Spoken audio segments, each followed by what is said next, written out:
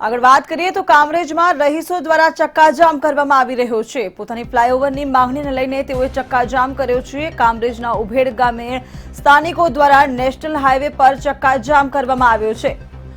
ઉલ્લેખનીય છે કે નેશનલ હાઈવે 48 ની બંને તરફ હાલ ચક્કાજામ જોવા મળી રહ્યો છે। ફ્લાયઓવર બ્રિજ અંગે ચોક્કસ બાંહેધરી આપવામાં આવે તેવી તેમની માંગ છે। આ માંગ સાથે ગામ લોકો દ્વારા ચક્કાજામ કરવામાં આવ્યો છે। ત્યારે બંને તરફ હાલ ચક્કાજામ જોવા મળી રહ્યો છે। કામરેજના ઉભેડ ગામે ફ્લાયઓવરના મુદ્દાને લઈને ગ્રામજનો દ્વારા રોષ છે, ત્યારે વિરોધ કરાઈ રહ્યો છે। કાળા કપડાં પહેરી તેમને સવારથી વિરોધ કર્યો છે, તો વિરોધને પગલે હાલ હાઈવે પર ચક્કાજામના દ્રશ્યો સર્જાયા છે। નેશનલ હાઈવે 48 પર હાલ ચક્કાજામ જોવા મળી રહ્યું છે। ફ્લાયઓવર નથી, જેને કારણે ત્યાં અકસ્માતની ઘટનાઓ વારંવાર બને છે, લોકોના જીવ જાય છે, ત્યારે ખાસ ફ્લાયઓવરની માંગ કરાઈ રહી છે। સુરત જિલ્લાના ઉંભેડ ગામે ઘણા લાંબા સમયથી ફ્લાયઓવર બ્રિજની જે માંગણી ઉઠી રહી હતી તેના પગલે આજે ગ્રામજનોની લાંબી મિટિંગ સવારથી ચાલી હતી। લાંબી મિટિંગ ચાલ્યા છતાં પણ કોઈ નિરાકરણ નથી આવ્યું, જેના લીધે ગામ લોકો નેશનલ હાઈવે 48ને જામ કરી મોટી સંખ્યામાં મહિલાઓ બેસી ગઈ છે। એક તરફ મહિલાઓએ ધરણા પ્રદર્શન કર્યું, બીજી તરફ પુરુષોએ પણ મોટી સંખ્યામાં અહીંયા જમા થઈ રસ્તાને રોકી દીધો છે, જેના લીધે નેશનલ હાઈવે પર વાહનોની લાંબી કતાર પણ જોવા મળી રહી છે। મોટી સંખ્યામાં પોલીસ બળ પણ અહીંયા ઉપસ્થિત છે। પોલીસ કાફલો પણ મોટી સંખ્યામાં ખડકાઈ ગયો છે અને અહીં મહિલાઓએ રામધૂન ચાલુ કરી વિરોધ દર્શાવ્યો છે। મુકેશ રાજપૂત, મંતવ્ય ન્યૂઝ, સુરત। તો જે રીતે જોઈ શકાય છે, મોટી સંખ્યામાં મહિલાઓ અને પુરુષો જોડાયા છે અને ખાસ હાઈવે પર ચક્કાજામ કરી દેવામાં આવ્યું છે। એક તરફ મહિલાઓ અને બીજી તરફ પુરુષો બેસી ગયા છે, જેને કારણે હાઈવે પર ચક્કાજામ થયો છે। આ અંગે આપણી સાથે સંજય મહંત જોડાઈ ચૂક્યા છે। જી સંજય, જે રીતે દ્રશ્યોમાં જોઈ શકાય છે કે ચક્કાજામ સર્જાયો છે, તો હાલ શું વધુ વિગતો મળી રહી છે? તેમની માંગણી સંતોષવામાં આવશે કે કેમ?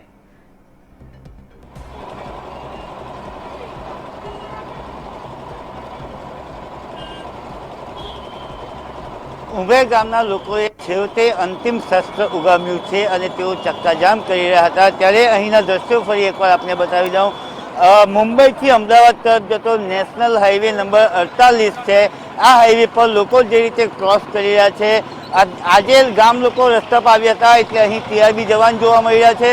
વાહનો થોભાવીને હાઈવે પર વાહનોને ક્રોસ કરવામાં આવ્યો છે, પરંતુ સામાન્ય દિવસોમાં આ પ્રકારે પોલીસ નથી હોતી, ત્યારે લોકો વાહન જે ક્રોસ કરતા હોય છે અને હાઈવે પર પૂરપાટ ઝડપે જતા જે વાહનો છે એ વાહનોની અડફેટે લોકો આવીને ઘણા બધા લોકોએ જીવ ગુમાવ્યો છે। ત્યારે ઉંભેડ ગામના રહીશો અહીં ઉપસ્થિત થયા હતા અને તેમણે પોતાની જે માંગણી છે, 2 દિવસ પહેલાં તેમણે જિલ્લા કલેક્ટરને રજૂઆત કરી હતી અને 48 કલાકનું અલ્ટિમેટમ આપ્યું હતું કે જો ઓવરબ્રિજ અંગે યોગ્ય નિર્ણય ન લેવામાં આવે તો તેઓ ચક્કાજામ કરશે। આ માંગણી એમના માટે પ્રાણ પ્રશ્ન એટલા માટે કહી શકાય કે ઘણા બધા લોકોએ જીવ ગુમાવ્યા છે। અહીં ગામ લોકોએ બોર્ડ પણ મૂક્યા છે કે નેતા તેમજ સરકારી અધિકારીઓની બેજવાબદારીને લીધે અકસ્માતમાં ઘણા બધા લોકોએ જીવ ગુમાવ્યા છે, એમને શ્રદ્ધાંજલિ આપવામાં આવી રહી છે।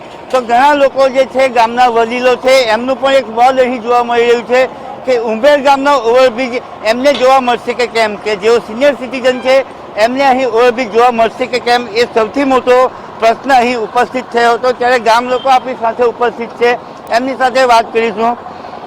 શું આ પ્રશ્ન છે, કેટલા વર્ષ જૂનો આ પ્રશ્ન છે અને પ્રશાસન શું જવાબ આપી રહ્યું છે? પ્રશાસનનું સાહેબ એવું છે કે 2013થી અમારી આ માંગણી છે।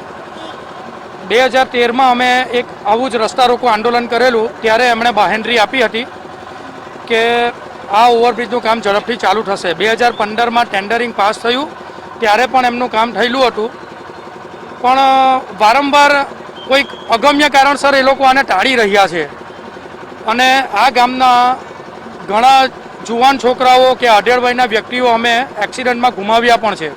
એટલે કે અમે ડેથ ટોલ ચૂકવ્યો છે અને અમારી માંગણી વધારે એટલા માટે પ્રબળ છે કારણ કે તમે બોમ્બેથી અમદાવાદ સુધી નેશનલ હાઈવે પર ટ્રાવેલ કરો તો અમારા કરતાં માંડ 20-25% ટ્રાફિક ધરાવતા એરિયામાં પણ ઓવરબ્રિજો છે, છતાં કોઈ અગમ્ય કારણસર તંત્ર દ્વારા અમારી સાથે કોઈ ઓરમાયું વર્તન કરી રહ્યા હોય એવું અમને ફીલ થાય છે। આજે ઉંભેડ ગામનો વળાંક છે, કેટલા ગામના લોકો માટે જોખમી છે? અંદાજિત અહીં 10 ગામની અવર જવર થાય છે ઉંભેડ ગામથી, પ્લસ 3 સહકારી સંસ્થાઓ ગામના બીજા છેડે છે અને મુખ્ય ગામ એક તરફ છે. તો એ રીતે પણ અવર જવર વધારે થાય છે. એક નેશનલાઇઝ બેંક છે, પંચાયત છે અને એક ખૂબ મોટી હોમ ઇન્ડસ્ટ્રીઝ છે. હવે આજે આપ રજૂઆત કરી રહ્યા છો, 2013થી રજૂઆત છે. નેતા અને પ્રશાસન શું જવાબ આપે છે આપને? પ્રશાસન અમને ટેન્ડરિંગ થાય છે, તમારું ટેન્ડર પાસ થયેલું છે, તમારું ટેન્ડર પાસ થઈ ગયું છે, કામ પ્રોસેસમાં છે, પછી આ મિલકતોનું ડિમોલિશન બાકી છે એટલા માટે તમારું કામ અટકેલું છે. કોઈક ને કોઈક કારણસર એને ટાળી રહ્યા છે એ લોકો. ટૂંકમાં પ્રશાસન કોણીએ ગોળ ચોપી રહ્યું છે. આપ શું કહેશો? કારણ કે સૌથી મોટો આ પ્રાણ પ્રશ્ન ગામવાસીઓ માટે બની ગયો છે. નેતાને શું, આપણા વિસ્તારના ધારાસભ્ય છે, એમને રજૂઆત કરી હશે, શું જવાબ મળે છે? અમારી સામે આવે છે અને વારંવાર એ વસ્તુ હા કહીને પાછા એ જ લીંબુ પકડાવે છે. લોલીપોપ કહે ને, લોલીપોપ નાના છોકરાને પટાવવા માટે આપવામાં આવે એવું કામ એ લોકો કરી રહ્યા છે અમારી સાથે. અમારી સામે આવીને લેખિતમાં હા કહી જાય છે.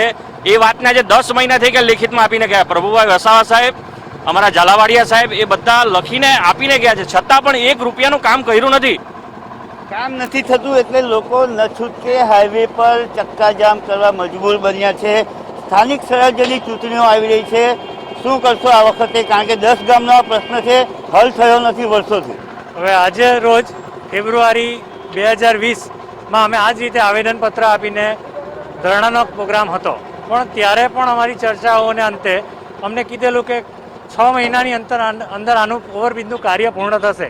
પણ એ કાર્ય પૂર્ણ ન થતાં આજ રોજ અમે ધરણા કરવાના હતા. પણ આજ રોજ 28 તારીખના દિને ઉંભેડ ગ્રામ પંચાયતના અહીંયા નેશનલ હાઈવે ઓથોરિટીના અધિકારીઓ દ્વારા ચોક્કસ અધિકારીઓને રજૂઆત કરીને થાકી ગયા છે આ ગામ લોકો. ખેતરે જતા પણ ડરી રહ્યા છે, કારણ કે જો હાઈવે ક્રોસ કરતી વખતે કદાચ કોઈને કારમાં ભેટો થઈ જાય એવી પરિસ્થિતિ અહીં જોવા મળી છે. ને એટલા માટે જ ઉંભેડ સહિત આજુબાજુના ગામના લોકો છેવટે ચક્કાજામ કરી રહ્યા છે. નેતા, ધારાસભ્ય, પ્રશાસન, અધિકારી તમામ લોકોને કરેલી રજૂઆત નિષ્ફળ સાબિત થઈ છે અને એટલા માટે ન છૂટકે તેમણે આ હથિયાર ઉગામ્યું છે. હવે જોવું એ રહ્યું કે આગામી દિવસોમાં ગામવાસીઓની માંગણી પર પ્રશાસન, નેતાઓ કેટલું ધ્યાન આપે છે. જી સંજય, સમગ્ર માહિતી આપવા બદલ અને જોડાવા બદલ આભાર.